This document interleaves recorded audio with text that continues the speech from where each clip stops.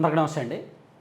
నిన్న అహ్మదాబాద్ నుంచి లండన్ వెళ్తున్న బోయింగ్ 787 డ్రీమ్ లైనర్ విమానం టేకాఫ్ అయిన జస్ట్ కొన్ని క్షణాల వ్యవధిలోనే కుప్పకూలింది. బీజే గవర్నమెంట్ మెడికల్ కాలేజీ భవనం మీద కుప్పకూలిన ఘటన దేశవ్యాప్తంగా ప్రపంచవ్యాప్తంగా కూడా సంచలనం సృష్టించింది.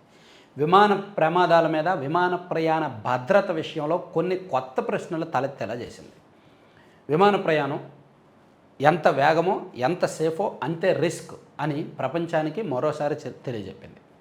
అయితే ఇక్కడ విమాన ప్రమాదాలు జరిగినప్పుడు ఆ భద్రతకు సంబంధించిన అంశాలు, విమానాల తయారీ, వాళ్ళు పాటించిన ప్రమాణాలు ఇవన్నీ కూడా చర్చకు వస్తాయన్నమాట. సో పర్టికులర్గా నిన్న ప్రమాదానికి గురైన బోయింగ్ 787 డ్రీమ్ లైనర్ విషయం మీద ఇప్పుడు ఒక కొత్త చర్చ జరుగుతోంది. అసలు దీన్నే ఎందుకంటే ఎక్కువగా సుదీర్ఘ ప్రయాణాలకు, అంటే 6 గంటలు 7 గంటలు 9 గంటలు ఇటువంటి సుదీర్ఘ ప్రయాణాలకు ఈ డ్రీమ్ లైనర్లు వాడుతున్నారు. ప్రపంచవ్యాప్తంగా 1148 ప్లేన్స్ ఉన్నాయంట ఈ డ్రీమ్ లైనర్ 787. ఇవి దీని ప్రత్యేకత ఏంటంటే సువిశాలమైనది, ఎక్కువ మంది ప్రయాణికులు 240 నుంచి 290 మంది వరకు దీనిలో ఒకేసారి ప్రయాణించవచ్చు. పైగా 1,30,000 లీటర్ల వరకు ఇంధనం దానిలో స్టోర్ చేయొచ్చు. సో నిన్న ప్రమాదానికి గురైన ఈ విమానంలో కూడా 1,25,000 లీటర్ల ఇంధనం ఉందంట. ఎందుకంటే ఈ విమానం 1 సెకండ్కి 4 లీటర్లు ఇంధనం వాడుకుంటుంది, ఖర్చు అవుద్ది. 1 సెకండ్కి 4 లీటర్లు. సో వీళ్ళు అహ్మదాబాద్ నుంచి లండన్ వెళ్తున్నారంటే సుమారుగా 5,600 కిలోమీటర్లకు పైగా ప్రయాణం, అంటే సుమారుగా 8:30 నుంచి 9 గంటలు పట్టవచ్చు. అందుకని అరౌండ్ 1,10,000 నుంచి 1,20,000 లీటర్ల వరకు ఇంధనం అవసరం అవుతుంది. ఇది కొంచెం తేలికైన పదార్థాలతో దీన్ని చేశారు. అంటే స్టీల్ కంటే స్ట్రాంగ్ అండ్ అల్యూమినియం కంటే లైట్ వెయిట్, అంటే స్ట్రాంగ్గా ఉండాలి, వెయిట్ తక్కువ ఉండాలి. సో దానికోసం దీన్ని కార్బన్ ఫైబర్తో చేశారంట, అందుకని లైట్ వెయిట్ ఉంటుందంట. సో దీన్ని 2009లో ఫస్ట్ టైం దీన్ని తీసుకొచ్చారు. ఆ తర్వాత 2011 నుంచి దీన్ని వాడుతున్నారన్నమాట ప్రపంచవ్యాప్తంగా. సో ఈ బోయింగ్ అనేది ప్రపంచవ్యాప్తంగా ఎక్కువగా వాడుతున్న విమానాలు. సో ఈ బోయింగ్లో కూడా గతంలో 737 ఉన్నప్పుడు అవి కూడా 2 ప్రమాదాలు జరిగాయి. అవి ఎప్పుడంటే బోయింగ్ సంస్థ తయారు చేసిన 737 మ్యాక్స్ 8 శ్రేణి విమానాలు 6 ఏళ్ల క్రితం ఇండోనేషియా, ఇథియోపియాలో ఘోర ప్రమాదాలకు గురయ్యాయి. 2018 అక్టోబర్ 9వ తేదీన 151 మంది ప్రయాణికులు 8 మంది సిబ్బందితో జకర్తా నుంచి బయలుదేరిన లయన్ ఎయిర్ సంస్థకు చెందిన విమానం జావా సముద్రంలో పడిపోయింది. ఇది జరిగిన 5 నెలలకు 2019 మార్చిలో ఇథియోపియన్ ఎయిర్లైన్స్ విమానం ఆడిస్ అబాబా నుంచి బయలుదేరిన కొద్దిసేపటికే కుప్పకూలిపోయింది. ఆ ప్రమాదంలో 157 మంది మరణించారు. అంటే ఈ బోయింగ్ వాళ్ళు తయారు చేసిన ఈ విమానాల ప్రమాదాలు ఎక్కువగా జరుగుతున్నాయి. పర్టికులర్గా ఈ విమానం, అంటే నిన్న ప్రమాదం జరిగిన విమానం విషయంలో కూడా కొన్ని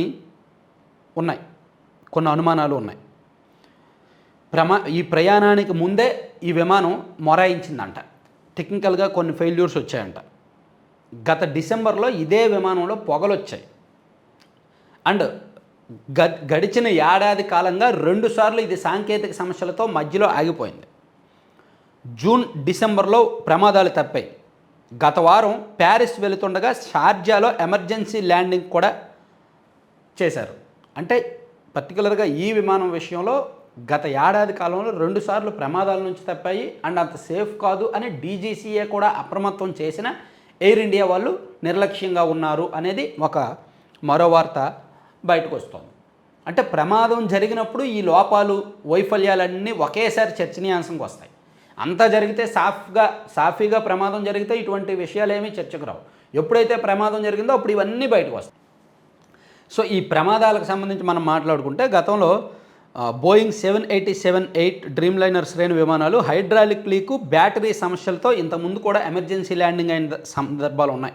ఈ ఏడాది జనవరి 24వ తేదీన అమెరికా ఎయిర్లైన్స్కు చెందిన 2 విమానాల్లో సమస్యలు తలెత్తాయి. సాంకేతిక వైఫల్యాలే ఈ ఘటనకు కారణమని అప్పుడే చెప్పారు. 2013లో వివిధ దేశాల్లో 8 సార్లు పలు రకాలైన ఇబ్బందులు ఏర్పడ్డాయి. ఈ డ్రీమ్ లైనర్లో వచ్చినప్పటి నుంచి 2011లో ఇది వచ్చినప్పటి నుంచి సమస్యలే.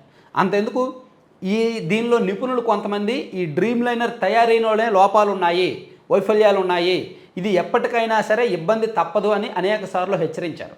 అలా హెచ్చరించిన వాళ్ళలో బోయింగ్ సంస్థకే చెందిన ఇంజనీర్ సామ్ సలేపూర్ వివిధ మీడియా సంస్థలకు ఇంటర్వ్యూలు ఇచ్చి డ్రీమ్ లైనర్లో ఉన్న సాంకేతిక లోపాల మీద హెచ్చరించారు. బోయింగ్ 777, బోయింగ్ 787 డ్రీమ్ లైనర్ మోడళ్ల నిర్మాణంలో నాణ్యత లేదని, దీనివల్ల దీర్ఘకాలంలో పెద్ద పెద్ద ప్రమాదాలు తప్పవని ఆయన గతంలోనే హెచ్చరించారంట. సో ఇట్లా ఈ బోయింగ్ విమానాలు ఎంతవరకు సేఫ్ ఏంటనేది ఇప్పుడు కొత్త చర్చ వస్తుందన్నమాట. సో మనం నిన్ననే వీడియో చేస్తున్నప్పుడే చెప్పాం, ఇండియాలో ఇంతకుముందు ఎక్కడెక్కడ ఎటువంటి ప్రమాదాలు జరిగాయి, దాని పర్యవసానాలు ఏంటి అనేది. సో ఇక్కడ సాధారణంగా విమానాలు టేక్ ఆఫ్ అవుతున్నప్పుడు లేదా ల్యాండింగ్ అవుతున్నప్పుడే ఎక్కువ శాతం ప్రమాదాలు జరుగుతాయి.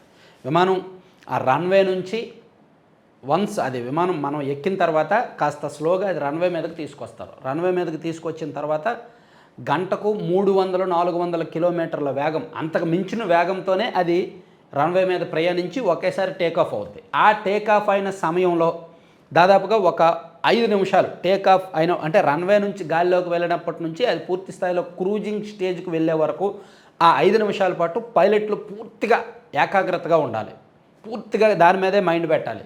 వాళ్ళు మానసికంగా అత్యంత డిసిప్లైన్గా ఉండాలి. అందుకే పైలట్లు విమానంలోకి వెళ్ళే ముందు వాళ్ళ మానసిక పరిస్థితి ఎలా ఉంది, వాళ్ళ మైండ్లో ఏమైనా ఉందా, కాన్సన్ట్రేషన్ పెట్టగలరా లేదనేది అన్ని రకాల టెస్టులు చేసిన తర్వాత విమానం ఎక్కిస్తారు. దట్టు ఈ పైలట్లు కూడా సుదీర్ఘ అనుభవం ఉన్నవాళ్ళే. 2 పైలట్లు ఉన్నారు. 2 పైలట్లలో ఒక ఆయన బాగా సీనియర్, ఇంకొక ఆయన సీనియర్. సో వాళ్ళిద్దరు హ్యాండిల్ చేయగలరు.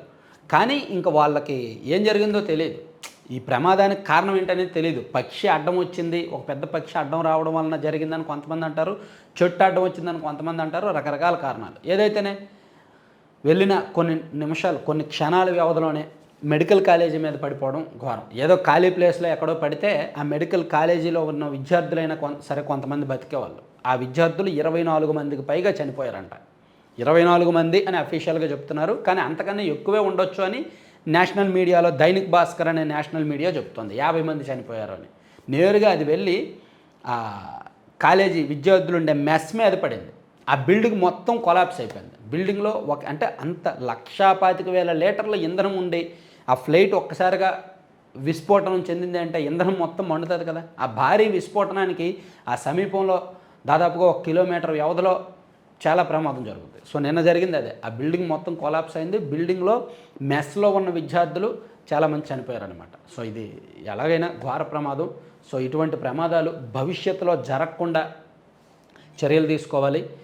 ప్లస్ రామ్మోహన్ నాయుడు గారికి కూడా ఆయన కెరీర్ మొత్తం మీద ఇది గుర్తుండిపోయే ప్రమాదం అనమాట. ఆయన కెరీర్కి కూడా ఇది ఒక మచ్చలాంటిది ఒక రకంగా.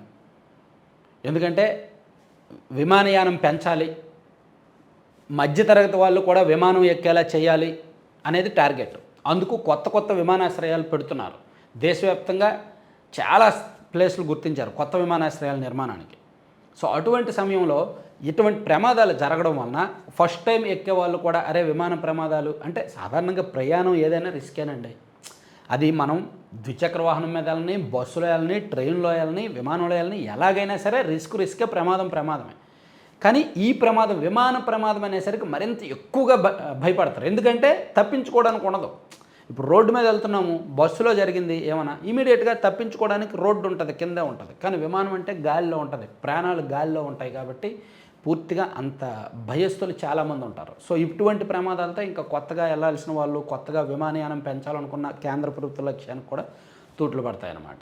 సో ఈ బోయింగ్ సంస్థ తయారు చేస్తున్న విమానాల విషయంలో మొదటి నుంచి కొన్ని అనుమానాలు ఉన్నాయి. కాబట్టి కొన్నాళ్ళ పాటు ఈ సంస్థకు కూడా ఇబ్బందులు తప్పవు. ప్రపంచవ్యాప్తంగా బోయింగ్ అండ్ ఎయిర్ బస్ ఈ 2 సంస్థలు తయారు చేసే విమానాలే ఎక్కువ మంది వాడతారు.